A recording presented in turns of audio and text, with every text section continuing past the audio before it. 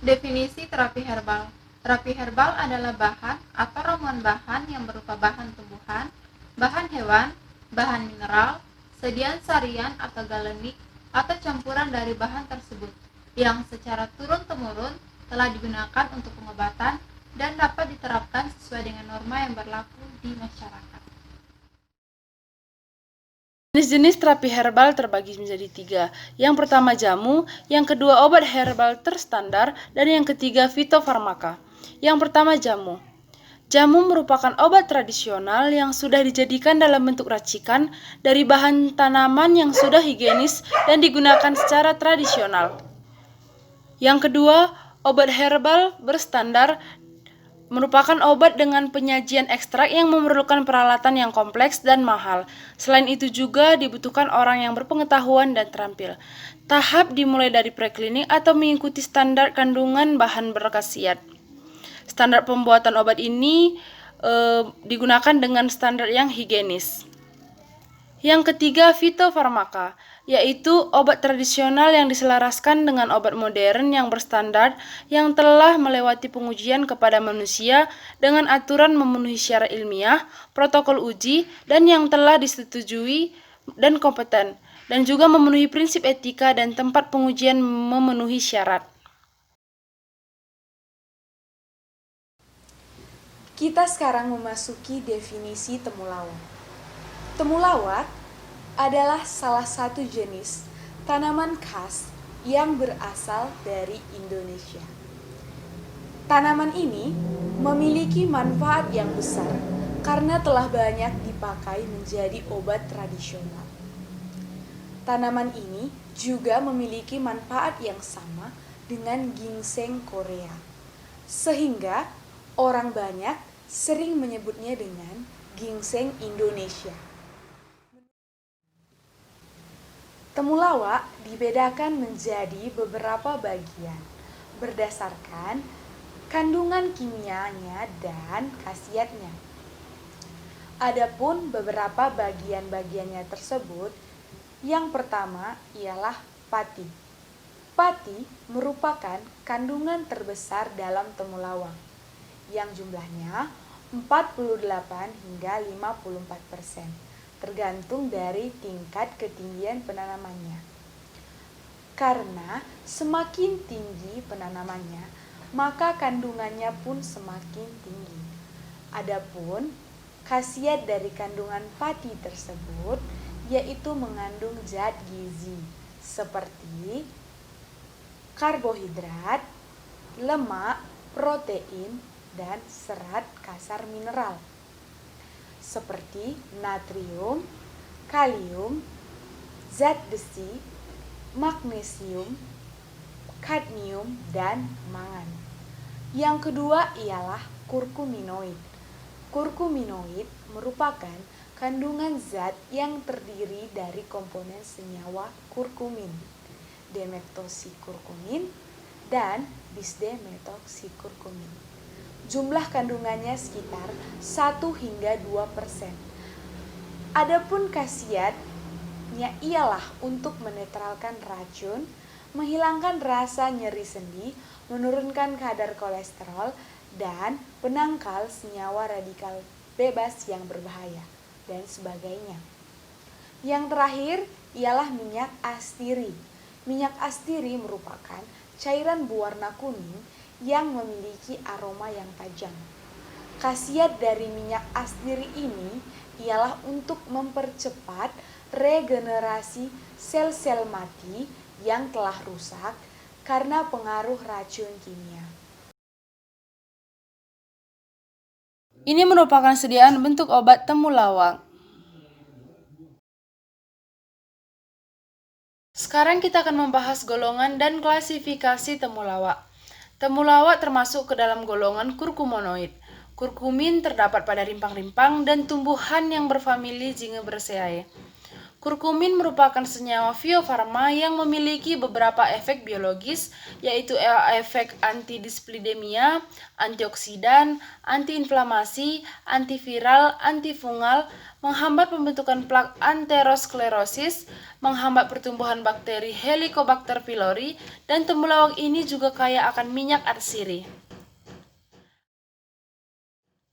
Klasifikasi dalam tata nama atau sistematika tumbuhan tanaman temulawak atau Curcuma xanthorrhiza L termasuk ke dalam Kingdom Plantae, divisi Spermatophyta, subdivisi Angiospermae, kelas Monocotyledonae, ordo Zingiberales, familia Zingibersaceae, genus Curcuma, dan spesies Curcuma xanthorrhiza L. Jadi kita masuk ke indikasi tanaman temulawak sebagai obat tradisional. Temulawak itu sendiri sudah lama dikenal di tengah masyarakat dan digunakan untuk pemeliharaan kesehatan, pencegahan, dan pengobatan suatu penyakit.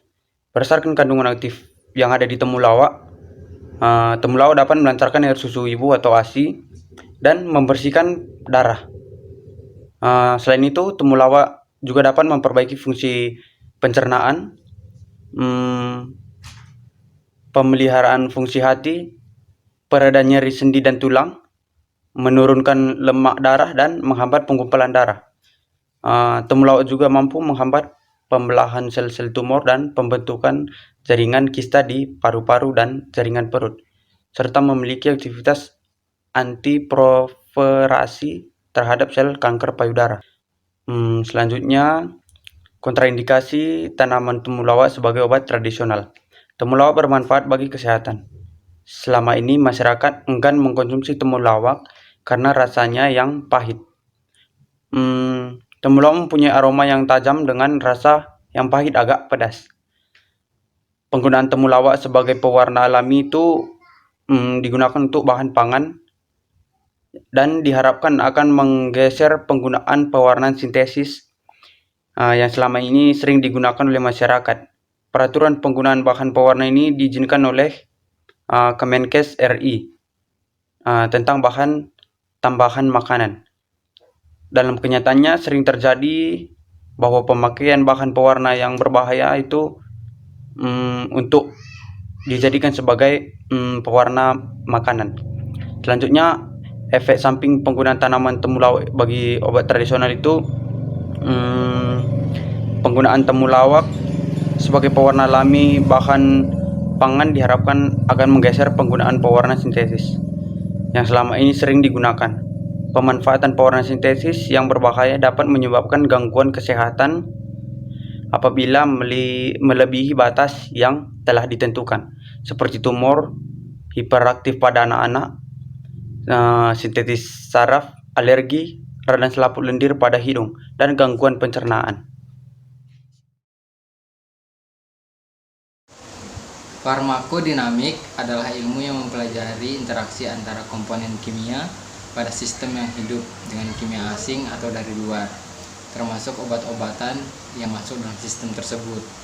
Pada temulawak, kandungan kurkumin dan fenol berfungsi sebagai antioksidan yang mampu menangkap ion superoksida dan memutus rantai antar ion superoksida, sehingga mencegah kerusakan sel hepar karena peroksida lipid dengan cara dimediasi oleh enzim antioksidan, yaitu superoksid dismutase atau SOD, yang akan mengonversi oksigen menjadi produk yang kurang toksik pada temulawak.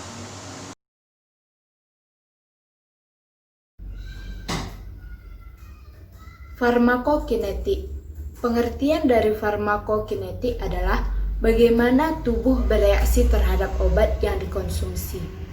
Farmakokinetik mencakup studi tentang absorpsi, kemudian distribusi, metabolisme, dan ekskresi. Yang pertama, absorpsi. Absorpsi dari temulawak ini secara oral.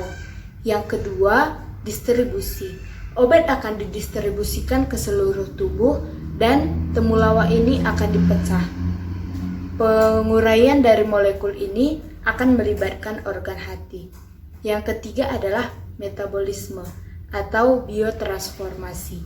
Metabolisme dari temulawak ini sebagian akan dimetabolismekan dan sebagian akan diekskresi. Yang keempat adalah ekskresi. Jadi organ yang terlibat dalam ekskresi ini adalah ginjal. Kemudian obat ini akan diekskresikan baik melalui urin, feses, dan terkadang bisa melalui keringat.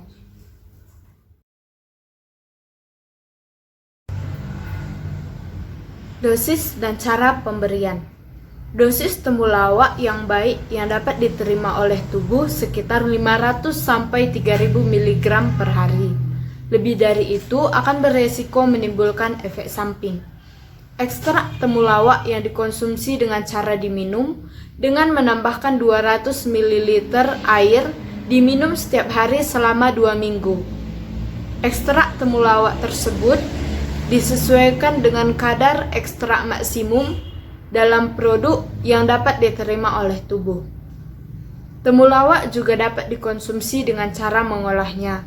Cara mengolah temulawak tersebut dapat dilakukan dengan cara membersihkan temulawak, kemudian dipotong dan dilakukan pengeringan. Pengeringan dapat dilakukan dengan 2 metode. Yang pertama dengan metode pengeringan di bawah sinar matahari dapat dilakukan selama 3-7 jam. Metode pengeringan yang kedua dapat dilakukan dengan pengeringan di oven dengan mengatur suhu 60 derajat Celcius. Setelah dilakukannya pengeringan, maka temulawak dihaluskan. Setelah memperoleh warna cerah dan warna jingga kekuning-kuningan, maka temulawak dapat dikonsumsi. Nursing consideration. Dalam mengkonsumsi temulawak, perlu diingat bahwa temulawak hanya bisa dikonsumsi dalam waktu yang singkat saja. Hal ini disarankan untuk menjaga tubuh dari kemungkinan yang buruk terjadi. Apabila temulawak dikonsumsi lebih dari 3 bulan, misalnya adalah nafsu makan. Kebanyakan mereka mengonsumsi jamu temulawak atau sejenisnya, namun dari penambahan nafsu makan kemudian bisa-bisa negatif bagi kesehatan. Nafsu makan yang terus bertambah sehingga tidak bisa terkendali hanya bisa membuat obesitas. Jadi, sebaiknya sebelum memberikan temulawak, perlu ditanya kembali mengenai nafsu makan. Apakah yang sebelum kurang sudah mulai naik? Jika sudah naik, pertahankan dan jangan sampai mengalami obesitas, sehingga berdampak pada kesehatan. Di sini saya akan menjelaskan bagaimana temulawak itu indeks keamanannya terhadap kehamilan. Sampai saat ini para peneliti menjelaskan bahwa temulawak itu sebaiknya dihindari oleh ibu hamil karena temulawak tersebut dapat menyebabkan kontraksi uterus atau rahim sehingga dapat menyebabkan abortus atau keguguran. Dan juga temulawak ini dapat menyebabkan ibu hamil muntah dan mual. Jadi disarankan bagi ibu hamil untuk menghindari untuk mengonsumsi temulawak ini. Dan para peneliti juga ada yang mengatakan temulawak ini baik digunakan setelah pasca operasi, di mana dapat membantu pemulihan nifas dan dapat membantu meningkatkan produksi ASI. Jadi untuk saat ini disarankan untuk ibu hamil untuk tidak mengonsumsi temulawak. Sekian dari Baik, di sini saya akan menjelaskan special precaution. Yang pertama, kita harus tahu cara mencegah efek samping dari temulawak. Jika temulawak kita pakai secara berlebihan untuk penggunaan dalam jangka waktu yang singkat atau digunakan lebih dari 18 minggu, maka temulawak dapat menyebabkan iritasi perut dan mual. Selain itu, jika seseorang memiliki penyakit hati dan masalah empedu, ada baiknya tidak mengkonsumsi temulawak karena dapat memicu peningkatan produksi empedu yang akan memperburuk kondisi kesehatan. Oleh sebab itu, jika ingin mengkonsumsi temulawak, perlu memperhatikan beberapa faktor, yaitu yang pertama, usia. Yang kedua, kondisi kesehatan seseorang. Yang ketiga, berkonsultasi dahulu ke dokter sebelum mengkonsumsinya. Yang keempat, membaca petunjuk penggunaannya terlebih dahulu. Yang kedua, temulawak itu bukan pengganti obat medis. Temulawak tidak bisa mengganti obat dan perawatan medis, karena temulawak umumnya digunakan sebagai terapi penunjang. bukan obat utama pembunuh penyakit. Hal ini disebabkan karena temulawak dapat berinteraksi negatif dengan obat-obatan yang sedang seorang konsumsi.